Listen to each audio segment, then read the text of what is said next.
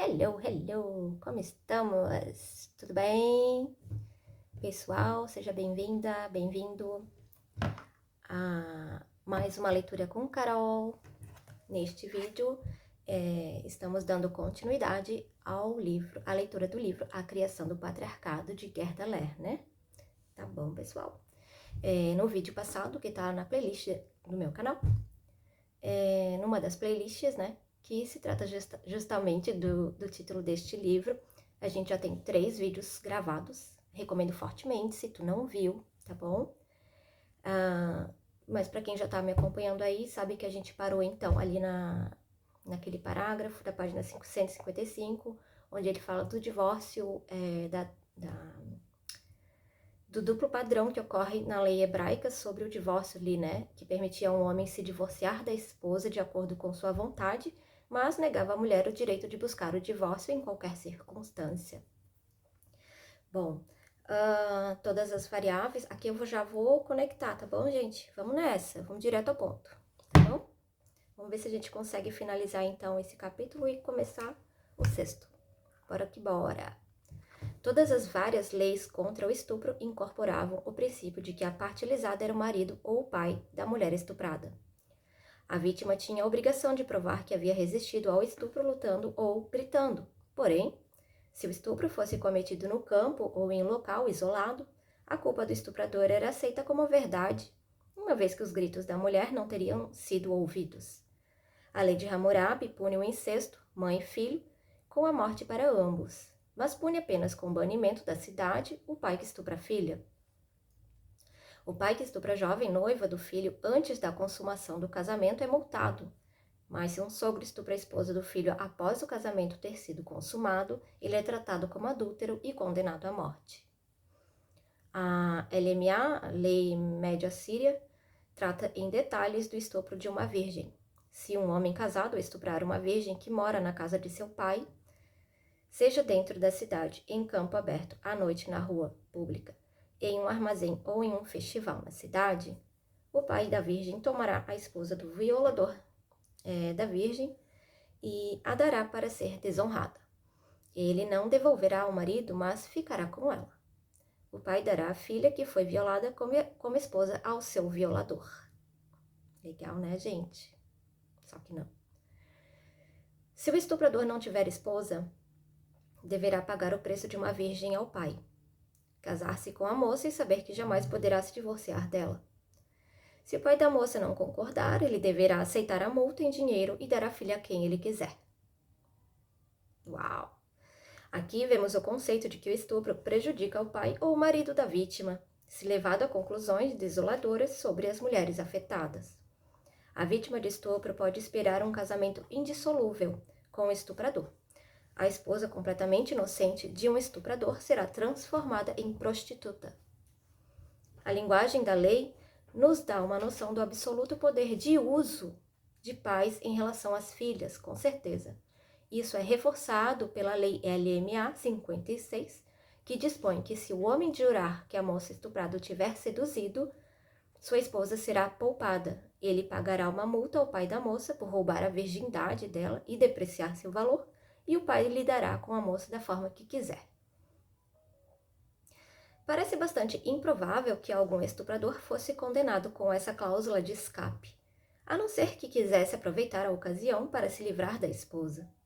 Por outro lado, a descrição na LMA 55 dos locais onde é provável ocorrerem estupros poderia mudar de certa maneira nosso conceito de moças respeitáveis, morando em reclusão, protegidas pelos muros das casas. É óbvio que a implicação aqui é de que as moças podiam ser encontradas com certa frequência no campo, à noite nas ruas da cidade e em armazéns, possivelmente enquanto compravam alimentos, e em festivais. Pode ser o indício de uma deterioração geral no tratamento de mulheres casadas ou da natureza mais repressora da sociedade assíria, que, em comparação com a lei de Hammurabi, que não menciona a punição física de esposas, tem na LMA 3 cláusulas a respeito, todas bastante brutais. A LMA 57 afirma que se tiver sido ordenado na tábua, ou seja, pela lei, o açoite da esposa de um homem, ele deve ser realizado em público. A LMA 58 reforça a anterior. Todas as punições legalmente infligidas às esposas, como o corte dos seios e a amputação do nariz ou das orelhas, devem ser executadas por uma autoridade. A implicação é de que o marido não pode mais, como talvez tivesse sido capaz em tempos anteriores, executar ele próprio a punição. Algo que é semelhante ao desenvolvimento da lei sobre adultério, já discutida antes. Para deixar explícita a extensão do poder do marido, a LMA 59 afirma que, além dos castigos prescritos pela lei, um homem pode açoitar sua esposa, arrancar seu cabelo, pode ferir e destruir as orelhas dela. Não há imputabilidade por isso. Nossa, né? Que paraíso elas viviam, gente. Olha, não posso nem imaginar. Por acaso, essa é a última lei nas tábuas de argila em que as leis médio-assírias, 1 a 59, estão inscritas. Dá-nos uma noção nítida da posição miserável das mulheres casadas na sociedade assíria em comparação com a sociedade da antiga Babilônia. A dependência de uma mulher continuava até a viuvez. Sua posição econômica era melhor se ela tivesse filhos meninos, fosse ela a primeira esposa ou uma esposa secundária. A lei de Hammurabi previa que ela deveria ser tratada com respeito e desfrutar da residência e sustento vitalícios na casa do marido ou de seu filho. A escrava concubina do homem falecido deveria ser libertada com os filhos. Como pode-se deduzir, a viúva sem filhos ou a mãe de filhas não tinha os mesmos direitos garantidos. A LMA 46 parece abordar essa omissão, ao menos de modo parcial. Ela dá à esposa que não tiver sido contemplada no testamento do marido o direito à alimentação e residência na casa do filho. Se for uma esposa secundária sem filhos meninos, os filhos do marido devem sustentá-la. A lei também faz referência a um caso no qual um dos filhos do marido se casa com a viúva. Esse costume, que na Assíria significava que um filho poderia se casar com a concubina e as esposas secundárias do falecido, exceto a própria mãe, possivelmente evoluiu de uma antiga prática semita pela qual um soberano herdava as esposas e concubinas do pai, como símbolo de sua herança da realeza. Essas extras parecem refletir o conceito de que as esposas de classe baixa eram uma espécie de propriedade. Como vimos, a lei de Hammurabi previa também que uma viúva que tivesse propriedades poderia optar por voltar para a casa do pai, levando com ela seu dote e o presente de noiva. Ela poderia se casar de novo, desde que os direitos à propriedade dos filhos fossem protegidos. Na época das leis médio-assírias, entretanto, nem todas as viúvas tinham escolha em relação a um segundo casamento. Uma mulher cujo noivo morresse antes do casamento poderia receber do sogro um dos seus outros filhos. De forma recíproca, se a noiva de um homem morresse, o sogro poderia lhe oferecer uma de suas outras filhas como esposa. A LMA 33 especifica que uma viúva jovem com filhos será concedida a um dos irmãos do marido ou ao pai dele. Apenas caso não houvesse nenhum parente ou homem disponível para o casamento, é que ela poderia ir para onde quisesse.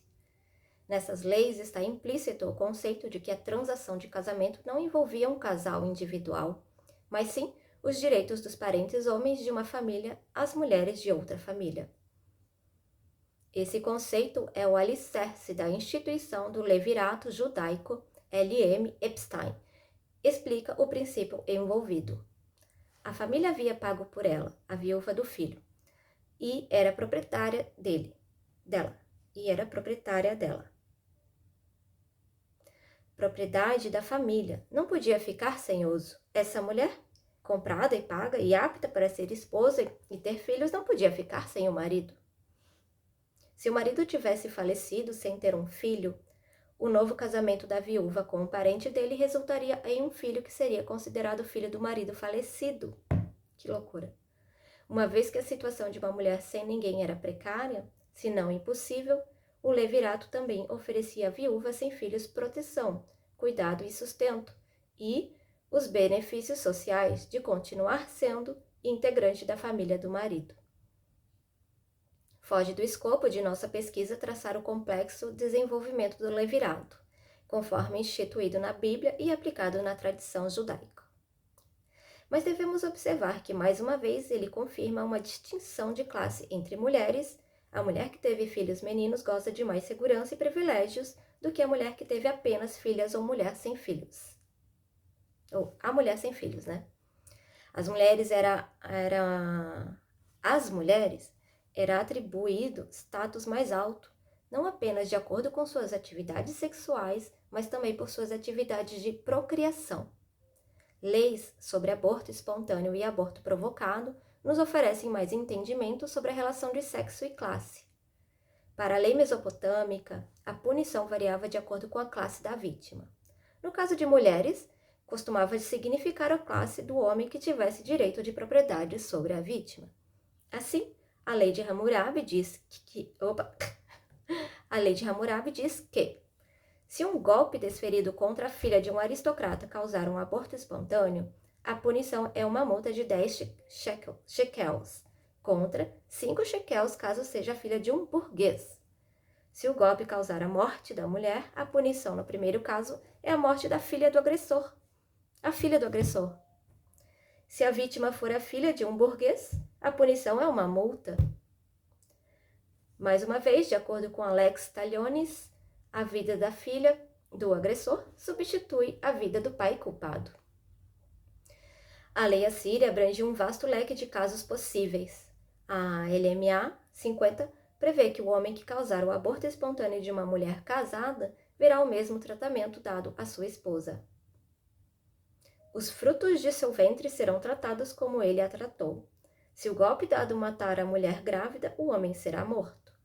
O princípio se aplica seja a vítima uma mulher respeitável ou uma meretriz. Duas outras disposições são notáveis. A primeira afirma que se o marido da vítima não tiver filho menino e a esposa tiver sido golpeada e sofrido um aborto em consequência, o agressor deve ser morto. E a segunda, se o fruto do ventre for uma mulher, ele paga, apesar disso, de acordo com o princípio de uma vida por uma vida. Comparando os dois códigos, observamos que a pena para quem causa a morte de uma mulher grávida aumentou nas LMA. O próprio agressor deve morrer, enquanto no CH sua filha é condenada à morte. E que, segundo parece, as distinções de classe entre as vítimas mulheres são mais acentuadas no último código do que no primeiro. Em um caso específico, o aborto espontâneo de uma dama de nascença, o crime é elevado de lesão civil a crime público. Nesse caso, o agressor deve pagar uma multa alta, receber 50 golpes de vara e trabalhar para o rei durante um mês. Ao que parece, a perda do potencial herdeiro de um nobre era considerada um ataque à ordem social estabelecida que merecia punição pública e rigorosa.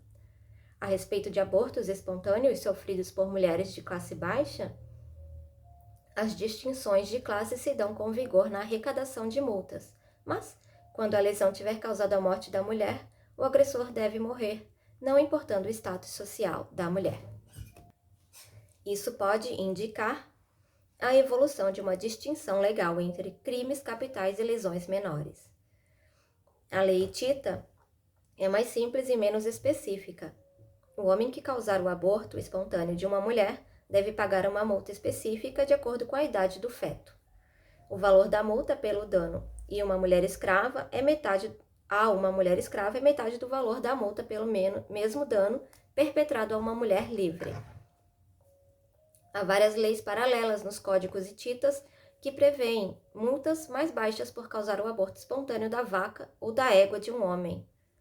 Claramente, trata-se de legislação sobre propriedade e não de preocupação por dano a um ser vivo, a mulher grávida. A lei hebraica combina algumas das características das várias leis babilônicas. O homem que causar o aborto espontâneo de uma mulher, sem dúvida, será multado de acordo com o que o marido da mulher lhe impuser, e ele pagará conforme os juízes determinarem. Mas, se houver danos, dano darás vida por vida, olho por olho, pontinho, pontinho, pontinho. O princípio implícito em toda essa legislação é de que o crime consiste em privar o marido de um filho menino e, no caso da morte da esposa, de seu potencial futuro de ter os filhos dele. A natureza política dessa legislação pode ser observada com mais crueza na LMA 53, que não tem precedentes no CH. Se uma mulher causar o próprio aborto e a acusação e prova forem apresentadas contra ela, ela será Olha isso. Ela será empalada e não será enterrada. Se essa mulher estava escondida, aí tem um pontinho de interrogação feito pela autora, né? Porque isso é uma citação. Se essa mulher estava escondida, quando expeliu o fruto de seu ventre e o rei não foi avisado, a tábua da lei está quebrada. Não teve continuidade, deu 3 pontinhos e aí que a autora colocou que a tábua da lei está quebrada. No caso, dessa segunda forma, não tem continuidade da lei. Não dá para saber o que acontecia com uma mulher nesse caso, né? Da mulher escondida. O que impressiona aqui é que, antes de qualquer coisa, o aborto autoinduzido é considerado um crime público, sobre o qual o rei e a corte devem ser informado. Empalamento e falta de enterro são as penas mais rigorosas executadas no sistema legal médio-assírio, sendo penas públicas para crimes graves. Porque o aborto autoinduzido de uma mulher deveria ser considerado um crime tão grave quanto uma alta traição ou um atentado contra o rei? Driver e Miles, cujas análises sobre as leis médio-assírias são consideradas definitivas, afirmam: Parece contraditório permitir o abandono de bebês indesejados e punir o aborto com as mais rigorosas penas. No caso de uma mulher casada, isso pode se aplicar pelo princípio de que é o pai quem tem o direito de abandonar, enquanto a mãe não tem o direito de, com seu ato, privá-lo da escolha e manter o filho vivo ou abandoná-lo para morrer. Driver e Miles continuam a argumentação. O motivo pode ser que a mulher, por meio dessa transgressão, invocou a ira do céu, não apenas sobre ela, mas sobre toda a comunidade. Afirmo que essa mudança na lei deve ser considerada no contexto de muitas outras mudanças relacionadas ao controle sexual das mulheres. A punição bárbara para o aborto autoinduzido tem a ver com a importância, vista em todas as LMA, da conexão entre o poder do rei, Estado, e o poder do chefe de família patriarcal sobre as esposas e os filhos. Assim, o direito do pai, até então praticado e sancionado pelos costumes, de decidir sobre a vida dos filhos bebês, o que na prática significava a decisão de suas filhas bebês viverem ou morrerem, está nas LMA equiparado à manutenção da ordem social. O fato de a esposa usurpar esse direito do homem passou a ser visto como equivalente em magnitude à traição ou atentado ao rei. Meu Deus, que loucura, gente.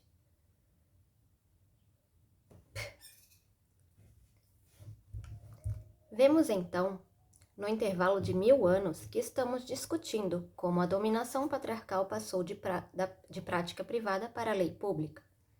O controle da sexualidade feminina, antes praticado apenas por alguns maridos ou chefes de família, tornou-se então assunto de regulação estatal. A isso é evidente, sucedeu-se a tendência geral ao aumento do poder do Estado. Continuando. O controle da sexualidade feminina, antes praticado apenas por alguns maridos ou chefes de família, tornou-se então assunto de regulação estatal. A isso é evidente, sucedeu-se a tendência geral ao aumento do poder do Estado e, em decorrência disso, ao estabelecimento de uma lei pública. A família patriarcal, a princípio institucionalizada por completo na Lei Hammurabi, refletia o Estado arcaico em sua mescla de paternalismo e autoridade inquestionável. Mas o que é mais importante que se entenda para se compreender a natureza do sistema sexo-gênero sob o qual ainda vivemos é o inverso desse processo. O Estado arcaico, desde o princípio, reconheceu sua dependência da família patriarcal e igualou o funcionamento obediente da família à ordem no domínio público. A metáfora da família patriarcal como célula, o elemento fundamental do organismo saudável da comunidade pública, foi manifestada primeiro na lei mesopotâmica. Foi depois reforçada de modo constante, tanto em ideologia quanto em prática, ao longo de 3 milênios. O fato de ainda ter influência pode ser representado na maneira como veio à tona na campanha contra a aprovação da emenda de direitos iguais nos Estados Unidos nos dias atuais. Durante o segundo milênio antes de Cristo, a formação de classes ocorreu de forma que, para as mulheres, o status econômico e a servidão sexual estivessem ligados de modo indissociável. Assim, a posição de classe das mulheres foi desde o início definida de maneira diferente em relação à posição dos homens. Mudanças estruturais já haviam resultado em uma divisão crescente entre mulheres de classe alta e de classe baixa. Restou à lei institucionalizar essa cisão. Isso pode ser observado de forma drástica em uma lei médio-assíria, que também representa a mais poderosa manifestação de interesse do Estado no controle da sexualidade feminina. A lei LMA 40, que regulamentava a aparição pública de mulheres. Discutiremos essa lei, que de fato legislava sobre a divisão das mulheres em classes distintas de acordo com seu comportamento sexual, no próximo capítulo. Para tanto, faremos um leve desvio a fim de discutir o estabelecimento da prostituição que antecedeu essa medida. Capítulo 6. O velamento da mulher. Simbora. A prostituição, não raro chamada de a profissão mais antiga do mundo, pode ser observada ao longo de toda a história registrada. Assim defendem alguns especialistas e o senso comum, fazendo a prostituição parecer um subproduto natural da formação social humana, que dispensa explicação. Outros especialistas discordam. A prostituição, como diz a New Enciclopédia Britânica, até onde se sabe, não é uma cultura universal. Em sociedades em que a tolerância sexual ela costuma ser rara, porque é desnecessária, enquanto em outras sociedades foi bastante suprimida. Em seu tratamento magistral da história da prostituição, o médico alemão Ivan Bloch nos conta que ela surge como um subproduto do controle da sexualidade. E ficou um frio. Então vamos lá, subproduto da sexualidade. Ai, foda, né, gente? Então tá. A prostituição aparece entre povos primitivos, onde quer que as relações sexuais livres tenham sido restritas ou limitadas. Não é nada mais que um substituto para uma nova manifestação de promiscuidade primitiva. Embora isso deva ser verdade, não explica sob que condições a prostituição surge e se torna institucionalizada em determinada sociedade. A explicação também ignora o aspecto comercial da prostituição, tratando-a como se fosse apenas uma forma variante de acordo sexual entre duas partes, em consentimento mútuo. Bloch aceita a existência de um estado natural de promiscuidade que mais tarde é suplantado por várias formas de casamento estruturado. Essa teoria do século XIX, elaborada por J.J. Bachofen e pelo etnólogo norte-americano Lewis Henry Morgan, foi o alicerce da análise de Frederick Engels, que tanto influenciou a teoria feminista moderna. Aqui uma citação.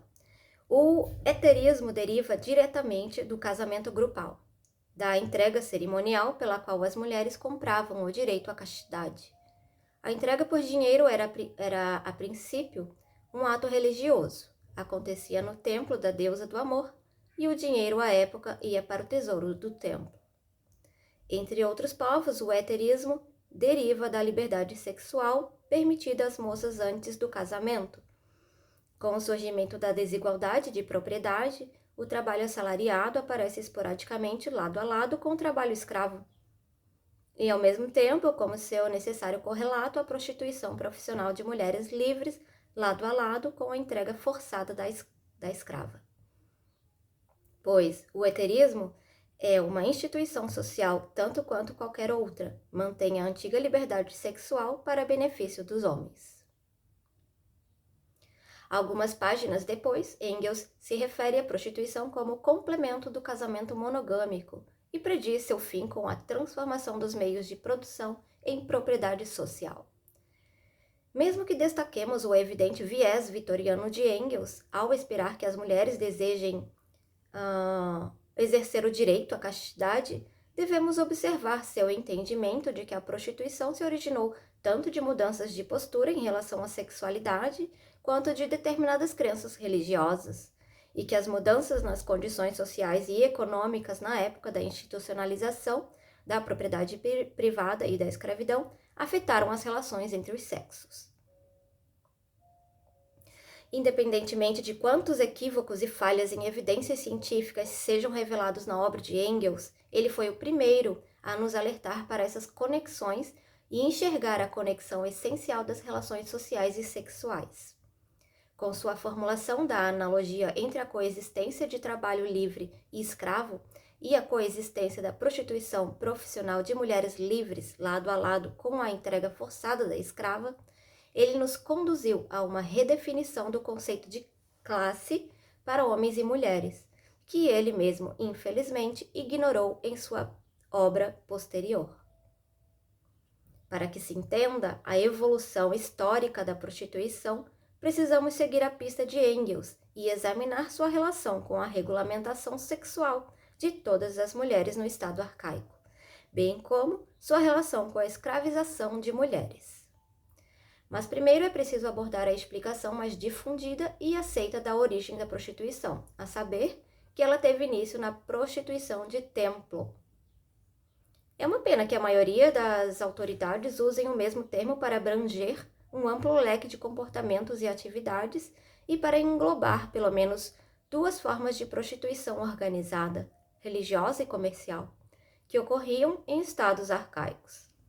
Aprendemos, por exemplo, que na sociedade mesopotâmica e em outros lugares, a prostituição sagrada, que caracterizava antigos cultos de fertilidade e adoração a deusas, levou à prostituição comercial.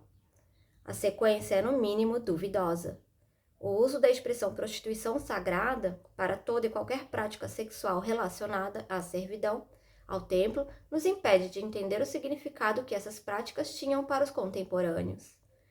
Portanto, farei a distinção entre servidão sexual religiosa e prostituição, termo pelo qual me refiro apenas à prostituição comercial.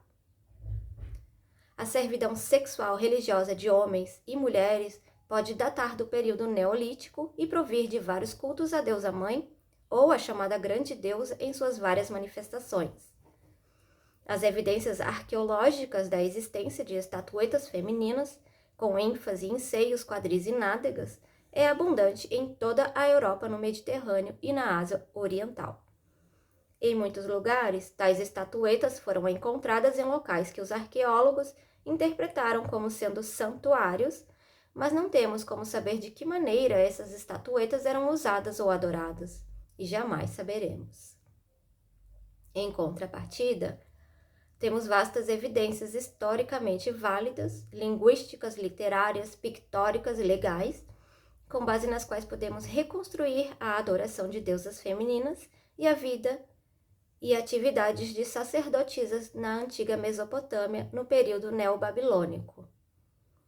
Os antigos babilônicos acreditavam que os deuses e as deusas de fato viviam no templo, não estando apenas representados ali. A equipe do templo, os vários graus de sacerdotes e sacerdotisas, artesãos, operários e escravos, todos trabalhavam para guardar e alimentar os deuses da mesma forma como talvez tivessem trabalhado para guardar e alimentar um amo. Todos os dias as refeições eram preparadas com cuidado e tocava-se música para o entretenimento dos deuses. Para pessoas que consideravam a fertilidade sagrada e essencial à própria sobrevivência, cuidar dos deuses incluía, em alguns casos, oferecer-lhes serviços sexuais. Assim, uma classe específica de prostitutas de templo se desenvolveu. O que parece ter acontecido foi que as atividades sexuais para e em nome dos deuses ou das deusas eram consideradas sagradas e benéficas ao povo. As práticas variavam conforme os deuses, os diferentes locais e os diferentes períodos. Também havia, em particular no último período, prostituição comercial, que prosperava perto ou dentro do templo. Mais uma vez, acadêmicos modernos confundem a questão, referindo-se a toda essa atividade como prostituição e usando o termo hieródulo sem distinção para vários tipos de mulheres que realizavam atividades sexuais, comerciais ou religiosas. Apenas a partir de 1956, com o surgimento do primeiro volume do Chicago Assyrian Dictionary, foi possível fazer uso mais preciso dos termos e distinguir, como fizeram os babilônicos, os diferentes tipos de servas do templo. Na época da antiga Babilônia, as filhas de reis e soberanos eram indicadas como sumas sacerdotisas do deus da lua ou da deusa Estar. As sacerdotisas em Ouentu eram as contrapartes dos sumos sacerdotes.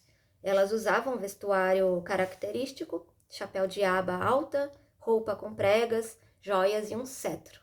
A mesma insígnia e as mesmas roupas usadas pelo soberano. Moravam no santuário sagrado, eram responsáveis pela administração e pelos afazeres do templo, realizavam rituais e trabalhos cerimoniais e, em geral, não eram casadas. A sacerdotisa Nin-Dingir, na antiga Suméria, tinha papel semelhante. Assiriólogos acreditam que era essa classe de mulheres que participava anualmente do casamento sagrado, personificando ou representando a deusa. O fundamento para o ritual do casamento sagrado era a crença de que a fertilidade da terra e das pessoas dependia da celebração do poder sexual da deusa da fertilidade. É provável que esse rito tenha se originado na cidade sumérica de Uruk, dedicada à deusa Inanna, antes de 3000 a.C. O casamento sagrado era da deusa Inanna com o sumo sacerdote, que representava o deus, ou o rei, identificado com o deus do Muse. Em um poema tradicional, o encontro é iniciado pela deusa, que manifesta sua avidez pela união com seu amante. Após a união, a terra floresce com rapidez. Plantas cresceram muito ao lado dele, grãos cresceram muito ao lado dele, jardins floresceram com exuberância ao lado dele. A deusa feliz e satisfeita promete abençoar a casa do marido, o pastor Re. Meu marido, o agradável armazém, o estábulo sagrado.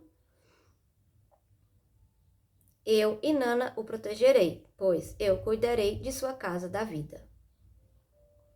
A encenação simbólica anual dessa união mítica era uma celebração pública considerada essencial para o bem-estar da comunidade. Era a ocasião de uma comemoração alegre, que podia envolver atividade sexual dos adoradores dentro e nos arredores do templo. É importante entender que os contemporâneos consideravam essa ocasião sagrada, de importância mítica para o bem-estar da comunidade, e que prestavam reverência ao rei e à sacerdotisa e os honravam por realizar esse trabalho sagrado. O casamento sagrado foi realizado nos templos de várias deusas da fertilidade por quase 2000 anos. O jovem deus amante ou filho da deusa era conhecido como Tammuz, Atis, Adonis, Baal e Osíris em vários idiomas. Em alguns desses rituais, a união sagrada era precedida pela morte do jovem deus, simbolizando uma estação de seca ou infertilidade, que só acabava com sua ressurreição por meio da união com a deusa. Era ela quem podia trazê-lo à vida, torná-lo rei e dar a ele poderes para tornar a terra fértil. Ricas imagens sexuais retratando a alegre adoração da sexualidade e fertilidade permeavam a poesia e o mito, sendo manifestadas em estátuas e esculturas. Ritos semelhantes ao casamento sagrado também prosperaram na Grécia clássica e na Roma pré-cristã. Embora a maioria das informações sobre sacerdotisas venha do período da antiga Babilônia, existem muitas referências a sacerdotisas Nin-Dingir no período neobabilônico, em Ur e Girsu. Na era de Hammurabi, 1792 a 1750 a.C., essas sacerdotisas podiam morar fora do claustro, mas a reputação delas era protegida com cuidado. Em seguida, na classificação, depois das Dingir, vinham as sacerdotisas Naditum. A palavra Naditum significa deixada sem cultivo, o que é compatível com as evidências de que elas eram proibidas de ter filhos. Sabemos bastante sobre as sacerdotisas Naditum do deus Samas e do deus Marduk durante a primeira dinastia da Babilônia. Essas mulheres vinham das classes mais altas da sociedade, algumas eram filhas de reis, a maioria era de filhas de altos burocratas, escribas, médicos ou sacerdotes. As Naditum, do deus Samas, entravam novas no claustro e não se casavam. O claustro no qual moravam com as criadas era um grande complexo de construções individuais dentro do templo. Em escavações, revelou-se que o claustro no templo da cidade de Sipar também continha uma biblioteca, uma escola e um cemitério. O claustro abrigava até 200 sacerdotisas de uma vez, mas o número de Naditum foi diminuindo aos poucos após a era de Hammurabi. As mulheres Nadito levavam dotes abastados para o templo no momento em que se dedicavam ao deus. Quando morriam, o dote era revertido à família. Elas podiam usar esses dotes como capital para transações comerciais e emprestar dinheiro a juros, além de sair do claustro para cuidar de seus vários negócios. As Naditum vendiam terras, escravos e casas, faziam empréstimos e doações e administravam rebanhos e campos. São conhecidos os nomes de 185 escribas mulheres que serviam ao templo de Sipar. Do lucro obtido com as transações comerciais, as Naditum faziam oferendas regulares aos deuses em dias de festival. Como não podiam ter filhos, costumavam adotar crianças para cuidar delas quando ficassem velhas. Ao contrário de outras mulheres da época, podiam legar propriedades a herdeiras, mulheres, provavelmente familiares que também serviam ao templo como sacerdotisas. As Naditum do deus Marduk não viviam enclausuradas e podiam se casar, mas não podiam ter filhos. Esse grupo de mulheres estava sujeito em particular à regulamentação no Código de Hammurabi. Como vimos, uma Naditum podia dar filhos ao marido oferecendo-lhe uma escrava ou uma serva do baixo escalão do templo, chamada Sugitum, como concubina ou segunda esposa. A lei de Hammurabi dispunha de forma elaborada sobre os direitos desses filhos à herança, o que pode indicar a importância da Naditum na ordem social. Pode também indicar que a posição social delas havia se tornado precária, de alguma forma, durante o reinado de Hammurabi, ou que passava por algum tipo de mudança. O último fato pode explicar a inclusão do CH 110, que prevê a pena de morte para Naditum de fora do claustro que entrar em uma taberna ou administrar tal estabelecimento. Se a taberna implica, como o pesquisador parece acreditar, um bordel ou uma hospedaria frequentada por prostitutas, o significado óbvio da lei é que ela proíbe qualquer associação com esse tipo de lugar. A Naditum deve não apenas viver de modo respeitoso, mas também zelar para que sua reputação não seja manchada. A necessidade de registrar essa lei pode indicar certo afrouxamento da moralidade entre os servos religiosos. Também pode ser indício, como discutiremos a seguir, de um maior desejo por parte dos legisladores ou dos compiladores de leis em determinar linhas mais claras de distinção entre mulheres respeitáveis e não respeitáveis. Kumashitum e Kadishtum eram servas do baixo escalão do templo que costumavam ser mencionadas juntas nos textos. A distinção entre elas não é bem compreendida. Os direitos que possuíam a herança estão especificados no CH 181, de acordo com o qual elas têm direito a 1/3 de herança do espólio do pai, que se não tiverem recebido o dote quando entraram para o templo. Mas têm apenas o direito de uso da porção designada a elas. A herança pertence a seus irmãos. Driver e Miles interpretam o fato de que a herança dessas servas, revertida aos irmãos, seja um indício de que não se esperava delas que tivessem filhos. Isso parece se desmentir pelas evidências de inúmeras fontes, de que as Kadishtum com certa frequência atuavam como amas de leite, portanto, elas próprias devem ter tido filhos. Podem ter vivido fora do claustro e se casado depois que passaram de determinado período servindo ao templo, ou podem ter sido prostitutas enquanto serviam ao templo. Se for o caso, terem sido empregadas por pessoas ricas como amas indicaria que o papel social delas não era considerado desprezível. Para aumentar ainda mais a confusão, existem textos em que a própria deusa Ishtar é chamada de Kadishtu. Há duas narrativas históricas, entre aspas, de atividades sexuais dentro e nos arredores de templos babilônicos, tendo as duas influenciado indevidamente historiadores modernos. Uma foi escrita pelo historiador grego Heródoto no V século a.C. e pretende descrever a prostituição religiosa no templo da deusa Milita. A outra foi escrita pelo geógrafo romano Estrabão, cerca de 400 anos depois, corroborando Heródoto. Eis o relato de Heródoto. Toda mulher nascida no país deve uma vez na vida sentar-se no recinto de Vênus, Milita, e ali ter relações com um desconhecido. A mulher que tiver tomado seu lugar não pode voltar para casa até que um dos desconhecidos jogue uma moeda de prata em seu colo e a leve com ele para fora do solo sagrado. A moeda de prata pode ser de qualquer tamanho. A mulher vai com o primeiro que jogar o dinheiro e não rejeita ninguém. Que horror!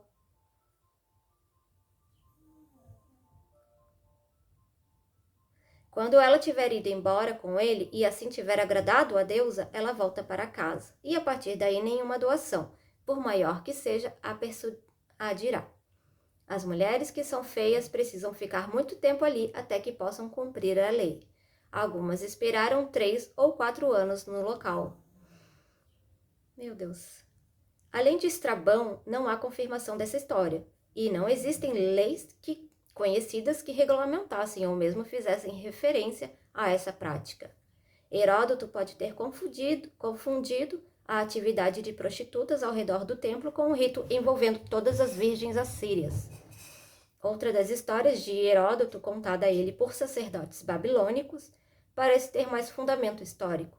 Descreve uma torre alta no templo de Marduk, no topo da qual a suma sacerdotisa vivia em um quarto que tinha um sofá, e no qual recebia toda noite a visita do deus.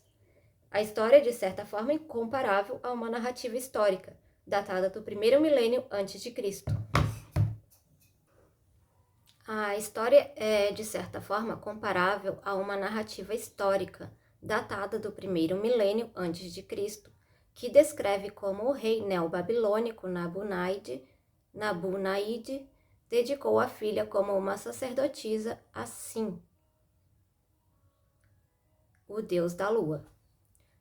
Ele cercou o edifício onde ela vivia com um muro alto e o mobiliou com ornamentos e móveis finos. Isso seria compatível com o que sabemos sobre as condições de habitação de algumas das sumas sacerdotisas reais e com a crença de que o deus as visitava toda noite, assim como toda noite comia as refeições preparadas para ele. Heródoto cita isso como um exemplo de prostituição de templo, e historiadores modernos que estudam o assunto repetem o que ele diz, tratando essas narrativas como fatos. Eu interpreto a função da sacerdotisa como um exemplo significativo da servidão sexual religiosa, seja realizada de fato ou ensinada de modo simbólico. A partir das interpretações conflitantes das evidências que temos sobre as atividades das mulheres no templo, é difícil chegar a um entendimento do papel social dessas mulheres. O que antes era um trabalho de culto puramente religioso foi corrompido em uma época na qual a prostituição comercial já prosperava nas instalações do templo. O ato de manter relações sexuais com desconhecidos no templo para honrar a fertilidade e o poder sexual da deusa pode ter sido habitualmente recompensado com uma doação ao templo. Adoradores levavam com regularidade oferendas de alimentos, azeite, vinho e bens preciosos para o templo, em honra das divindades e na esperança de que recebessem benefícios. Pode-se conceber que essa prática tenha corrompido algumas servas do templo, tentadas a ficar com todas as doações ou parte delas para si mesmas. Os sacerdotes também podem ter incentivado ou permitido o uso de escravas e servas do baixo escalão como prostitutas comerciais a fim de enriquecer o templo. Isso logo nos leva a duas outras classes de servas do templo. Uma era o grupo das secreto, mencionadas no Código de Hammurabi em conexão com as leis relativas à herança. Elas eram mulheres de alto escalão que provavelmente viviam enclausuradas. Driver e Miles sugerem que talvez elas não tenham sido sacerdotisas, mas administradoras incumbidas das mulheres do templo Harém. Suas funções correspondem às de um eunuco mordomo ao guardar o palácio Harém. Outras explicações são as de que essa pessoa era um homem disfarçado de mulher ou uma mulher disfarçada de homem. Mas no Código de Hammurabi, ela é sempre chamada de mulher, a filha de seu pai, a mãe de uma criança adotada. Essa figura enigmática pode ser alguém que representava um aspecto inicial da adoração à deusa mãe, salientando bissexualidade ou hermafroditismo. Por fim, havia a classe das Harintu, que eram prostitutas ligadas ao templo. Podem ter sido filhas de escravas e ficavam sob a supervisão de uma administradora do templo de nível inferior. Não está claro se essas mulheres eram consideradas parte do templo Harém. Os textos de Sipar listam 11 mulheres como essas. Esse baixo número aumenta a probabilidade de que tenham sido escravas de propriedade de sacerdotes ou sacerdotisas. Os ganhos profissionais dessas escravas, assim como os de outras trabalhadoras escravas, eram revertidos aos proprietários, que podem ter repassado tal quantia ao templo. Já na metade do primeiro milênio antes de Cristo, se não antes, existiam dois tipos de atividades sexuais realizadas nos templos ou perto deles: ritos sexuais, que faziam parte do ritual religioso, e prostituição comercial. Os templos, assim como as igrejas medievais, eram centros para uma grande variedade de atividades comerciais. A prostituição de homens e mulheres era visível ao redor deles, porque era lá que os clientes estavam. É provável que haja uma relação geográfica entre o templo e a prostituição comercial. A relação causal, a saber, que a prostituição comercial se desenvolveu com base na prostituição de templo, que historiadores tomaram por certa, parece bem menos óbvia do que se costuma afirmar. Podemos considerar algumas evidências linguísticas para entender a evolução da prostituição. Kid, termo sumério para mulher prostituta. Aparece em uma das primeiras listas de profissões da época da antiga Babilônia, em cerca de 2400 a.C., como vem mencionada logo após Nam-luku, que significa qualidade de Naditu. Pode-se presumir sua relação com a servidão ao templo. É interessante que o termo Kurgahu, homem prostituto ou animador travestido, apareça na mesma lista, mas junto de animadores. Isso condiz com a prática relacionada ao culto de Ishtar, na qual homens travestidos apresentavam números de atirar facas. Na mesma lista, encontramos as seguintes profissões femininas: médica de mulheres, escriba, barbeira, cozinheira. É claro que a prostituição está entre as profissões mais antigas, embora não haja evidência de que seja a mais antiga delas. As prostitutas continuaram aparecendo em diversas listas posteriores de profissão do período médio babilônico. Em uma lista do 7º século a.C.,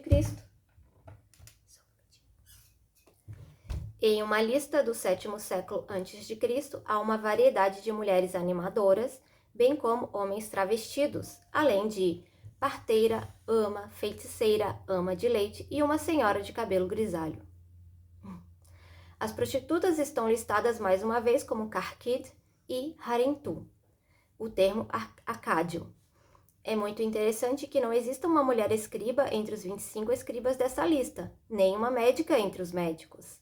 As primeiras referências em textos de tábua de argila relacionam as Harintu com tabernas. Há até uma frase que diz: "Quando eu me sento na entrada da taberna, eu, Ishtar, sou uma Harintu amorosa." Essas e outras referências originaram a associação de estar com tabernas e com a prostituição ritual e comercial. A existência de vários grupos de profissões relacionados tanto à servidão sexual, religiosa quanto à prostituição comercial não nos diz muito sobre o significado que essas profissões tinham para os contemporâneos. Podemos tentar aprender algo a respeito observando o mais antigo mito poético, a Epopeia de Gilgamesh, o poema que descreve a bravura de um deus rei mítico que pode mesmo ter vivido no início do terceiro milênio a.C., perdurou em diversas versões, sendo a mais completa a versão Acádia, baseada em uma versão suméria anterior, escrita em 12 tábuas, no início do segundo milênio a.C. No poema, o comportamento agressivo do herói desagradou seus súditos e os reis. Aqui vem a citação, do poema. Dia e noite é desenfreada sua arrogância. Gilgamesh não deixa a donzela para a mãe dela. Tem algumas coisas aqui que eu tô lendo das citações que a autora coloca entre chaves. E aí eu acho que não tá no poema, Imagino eu. Mas facilita a nossa compreensão, Então, vou continuar. Então, se tu conhece esses trechos que tem de citação e tu vê que tem algo estranho, é por isso, tá? Dia e noite é desenfreada sua arrogância. Gilgamesh não deixa a donzela para a mãe dela, a filha do guerreiro, a nobre esposa. Os deuses criam um homem. Acabou, Era só aquilo. Os deuses criam um homem, sua duplicata, para combater Gilgamesh.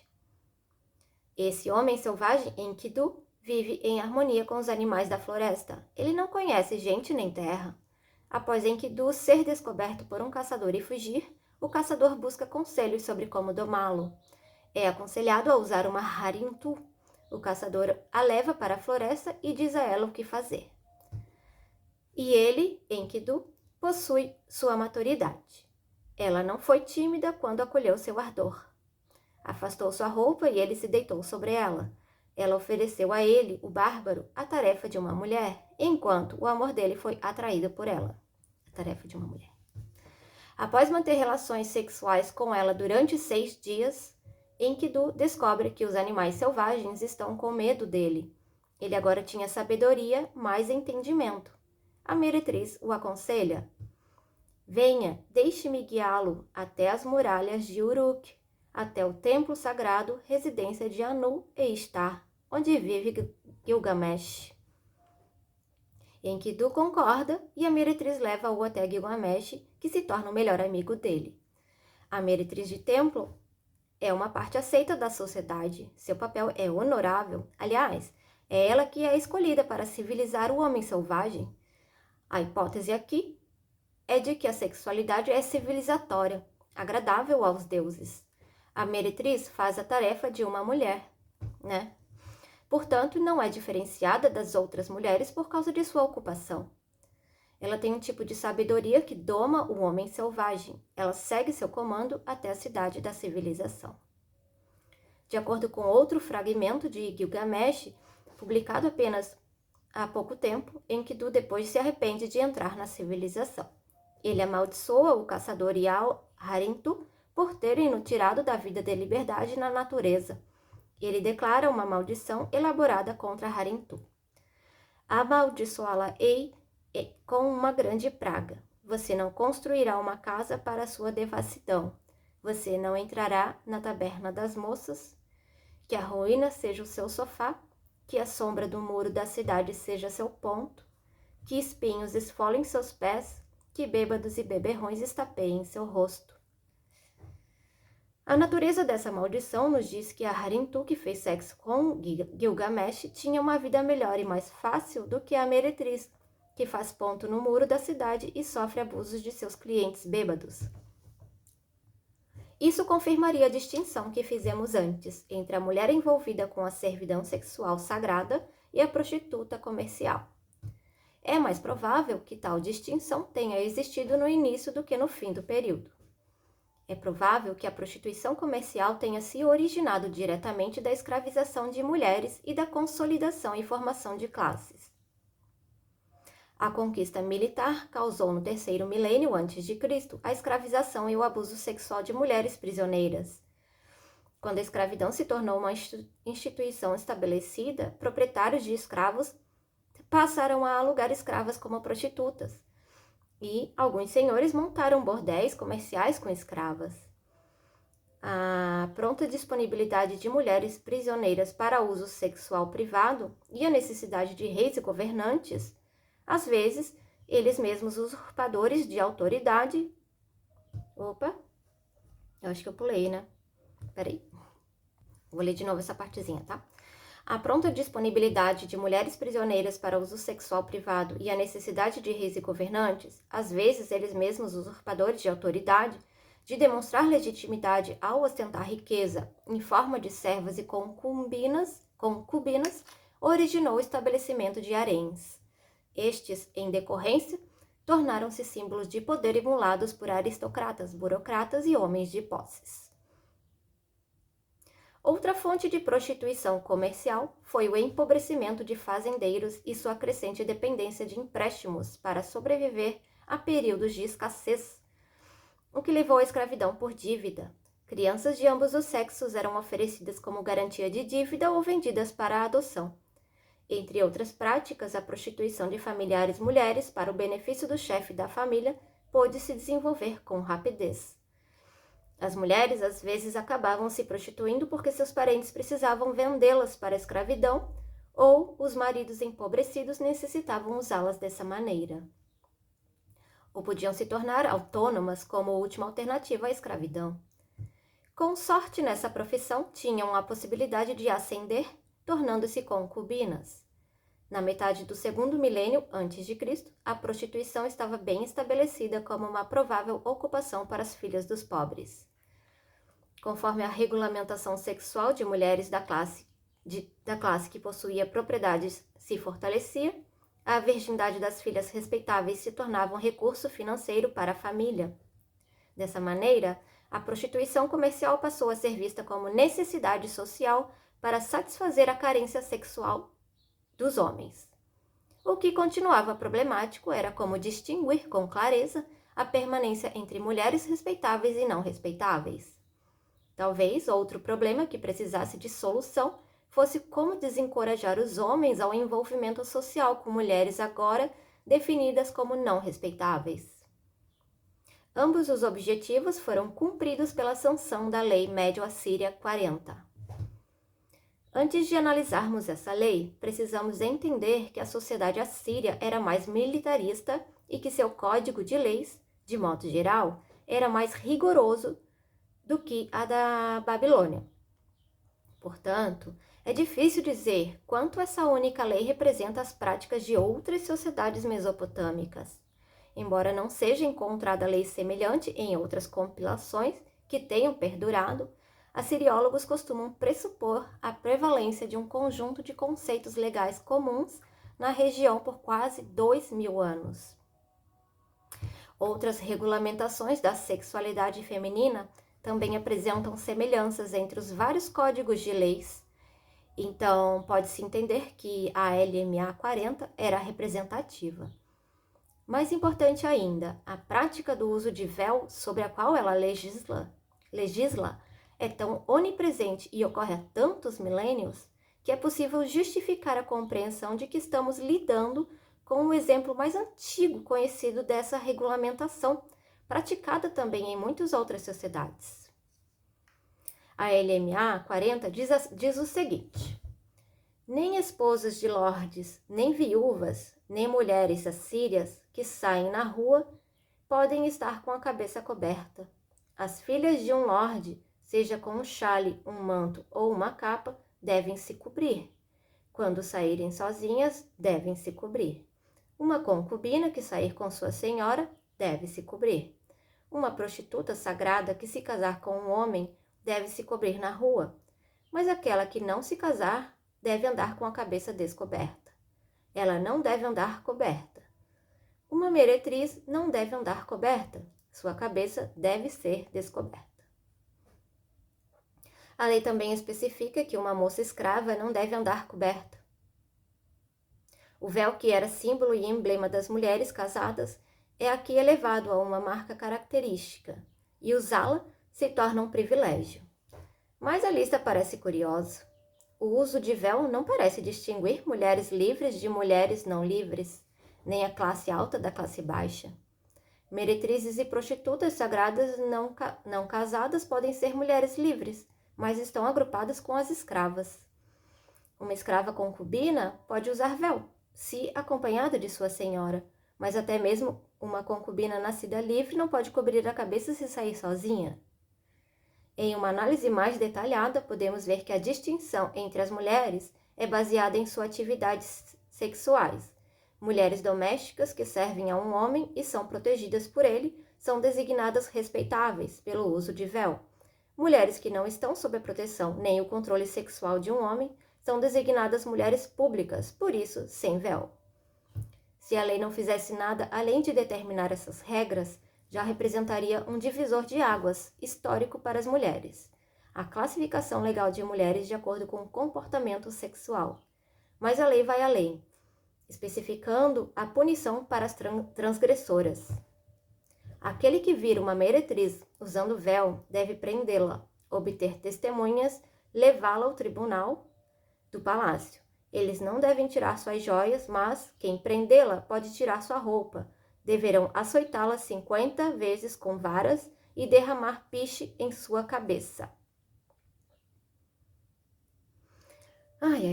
Aqui o que começa como uma regulamentação menor e aparentemente insignificante de moralidade, de repente, é considerado um crime grave contra o Estado. Deve haver testemunhas. A acusada deve ser apresentada diante do tribunal do palácio, ou seja, uma corte. As joias da meretriz ficam com ela. Presume-se que por serem um instrumento de seu comércio, mas sua punição é cruel. E também altamente simbólica. Cobrir sua cabeça com piche mostra o único tipo de véu que seu status lhe permite ter. Em termos práticos, isso também deveria torná-la incapaz de ganhar seu sustento, pois remover o piche exigiria que raspasse a cabeça, ficando desfigurada por um longo tempo. A lei especifica ainda a punição para uma moça escrava que for pega usando véu. Suas roupas serão tiradas dela e suas orelhas serão cortadas. Pode-se apenas especular sobre o significado da diferença de punição para a meretriz e a moça escrava. Perder as orelhas é uma punição menor do que levar 50 golpes de vara? É mais cruel? Se for, isso reflete o entendimento comum da lei mesopotâmica de que a pessoa do escalão mais baixo deve sofrer a punição mais rigorosa. Nesse caso, isso nos diz que o status da meretriz é mais alto que o da escrava? Ao que parece, sim. O aspecto mais interessante da lei, entretanto, é... uma tossezinha, tomar uma aguinha. O aspecto mais interessante da lei, entretanto, é referente à punição prevista para a pessoa, o homem, que não denunciar a violação da lei do uso de véu. Olha isso.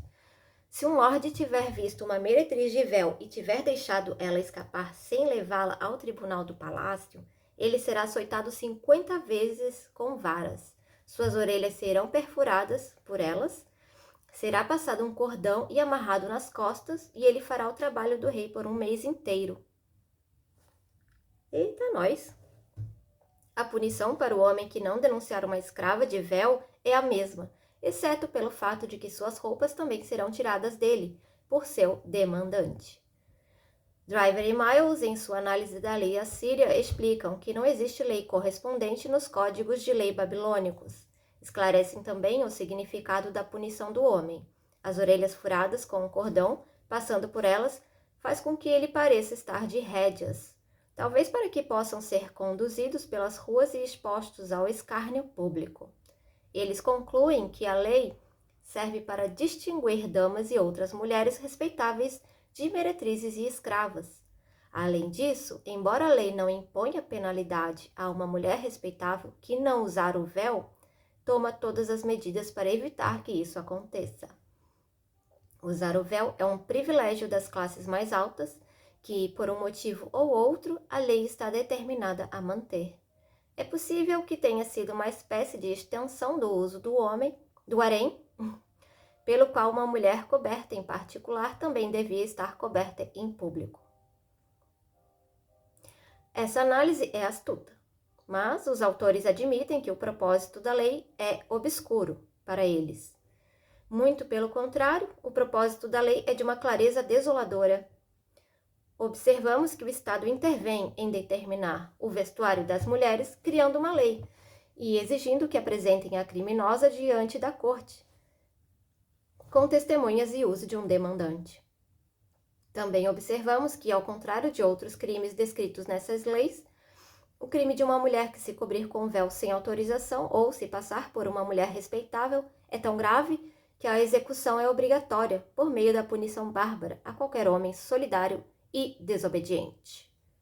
Observamos também que a punição é pública, açoitamento, nudez, exibição pelas ruas. Assim, a classificação de mulheres em respeitáveis e não respeitáveis se torna um assunto do Estado. A LMA 40 institucionaliza uma ordem de classificação para mulheres. No topo, a dama casada ou sua filha solteira. Abaixo dela, mais ainda entre as respeitáveis, a concubina casada, seja escrava, nascida livre ou prostituta de templo.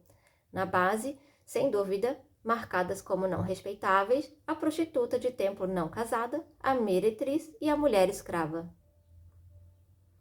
A classificação da prostituta de templo não casada presume-se que Kumashitun e a Kadishtun, no mesmo nível que a meretriz comercial, a Harintu, e a meretriz de templo de origem escrava é um evidente rebaixamento de classe da primeira.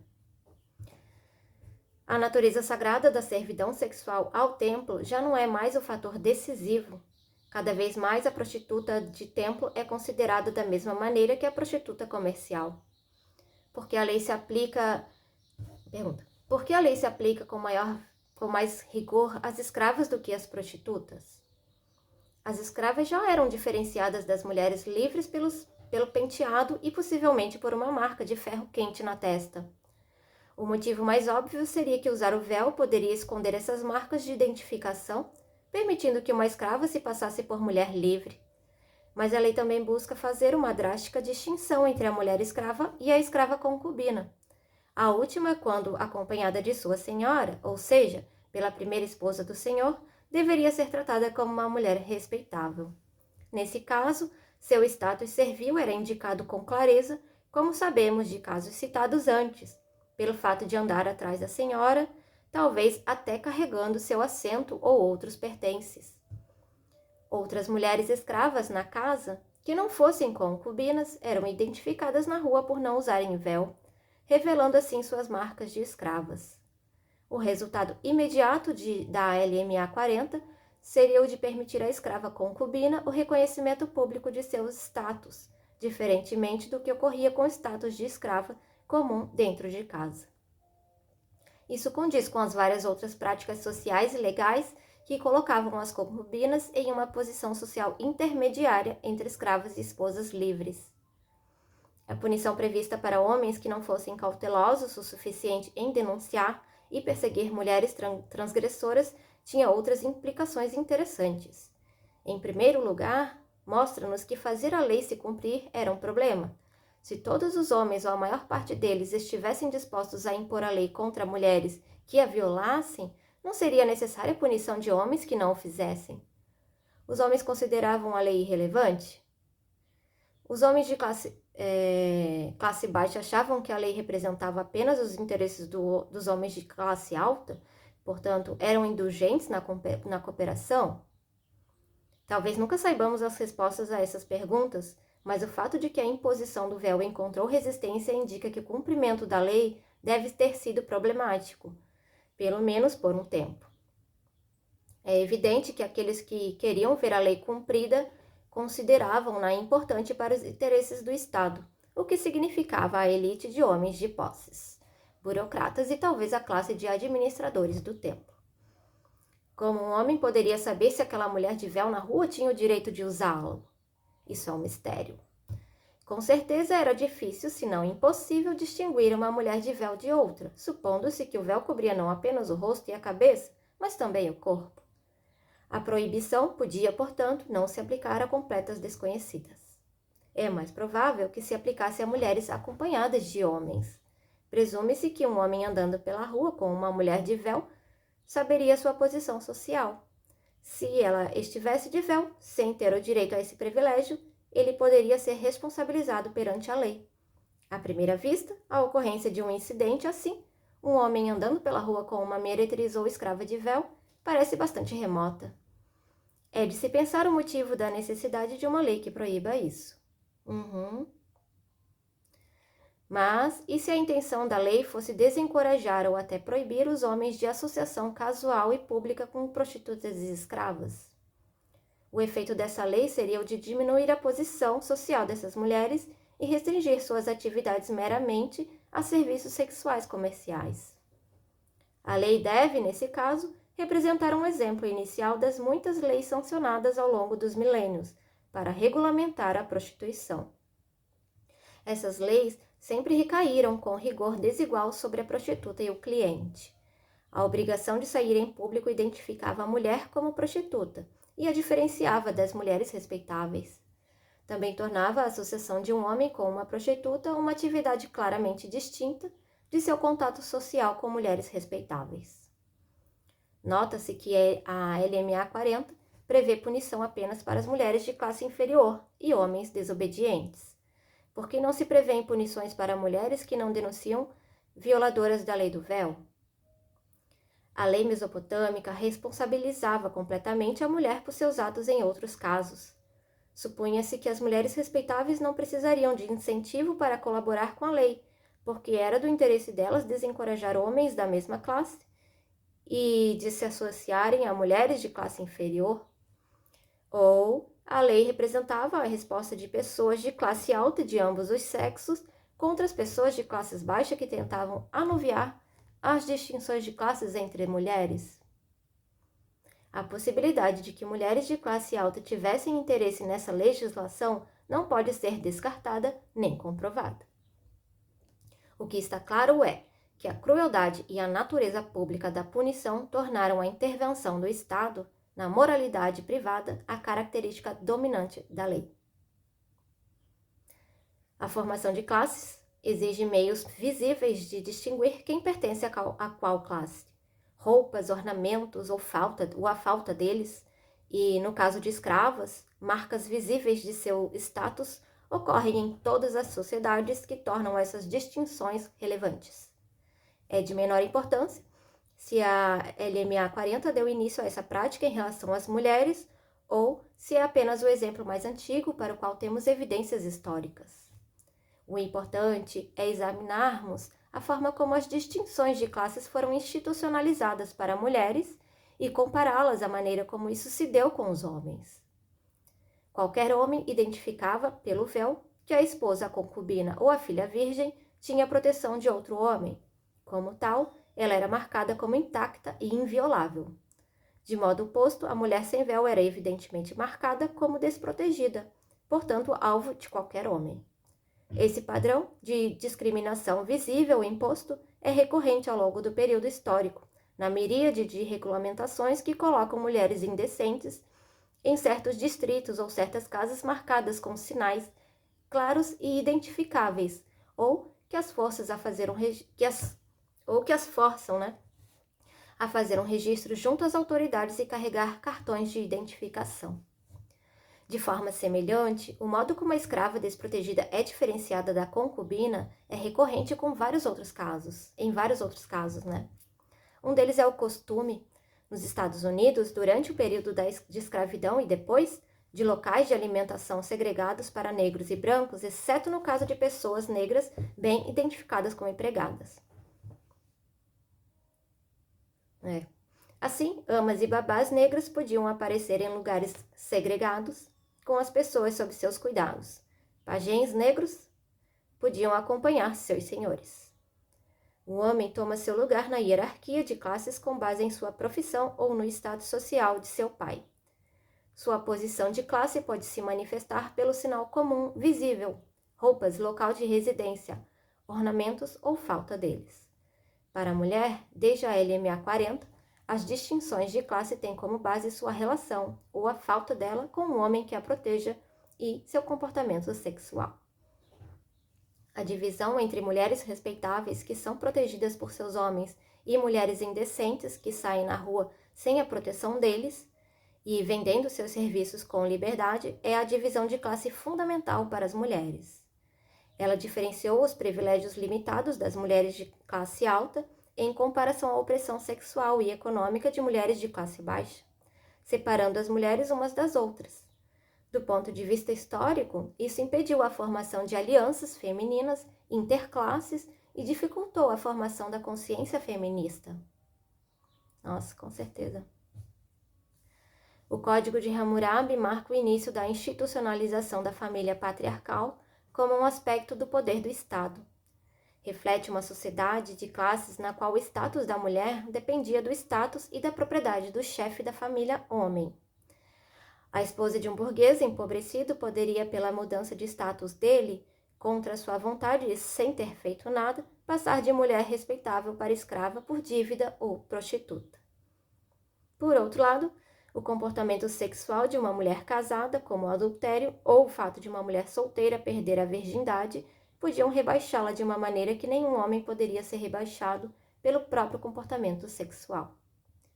O status da mulher é sempre definido de modo diferente do status do homem da mesma classe, desde aquela época até o presente. Desde o período da antiga Babilônia até a época em que o marido tem poder de vida ou morte sobre a esposa adúltera, ocorreram grandes mudanças também na autoridade de reis e soberanos sobre a vida de homens e mulheres. O poder do chefe patriarcal da família sobre a esposa na época de Hammurabi ainda era um tanto restrita por obrigações de parentesco para com o homem-chefe da família da esposa. Já na época das leis médio-assírias, ele é restrito sobretudo pelo poder do Estado. Os pais, com o poder de tratar a virgindade das filhas como um recurso da família, representam uma autoridade tão absoluta quanto a do rei. Crianças criadas e socializadas dentro dessa autoridade crescerão e se tornarão o tipo de cidadão necessário em um reinado absolutista. O poder do rei era garantido por homens dependentes dele e que lhe eram subservientes, da mesma maneira que a família desses homens eram dependentes deles e lhes era subserviente. O Estado arcaico foi moldado e desenvolvido na forma do patriarcado. Assim, a hierarquia e o privilégio de classe eram orgânicos ao funcionamento do Estado. Portanto, uma meretriz que pretendesse aparecer de véu na rua era uma ameaça tão grande à ordem social quanto o soldado ou o escravo rebelde. A virgindade das filhas e a fidelidade monogâmica das esposas se tornaram características importantes da ordem social. Com a LMA 40, o Estado assumiu o controle da sexualidade feminina, até então sob o controle individual de chefes de família ou grupos de parentes. Desde 1250 a.C., a partir do uso de véu em público até a regulamentação de métodos contraceptivos e do aborto por parte do Estado, o controle sexual das mulheres é uma característica fundamental do poder patriarcal. A regulamentação sexual das mulheres é subjacente à formação de classes e um dos alicerces que sustentam o Estado.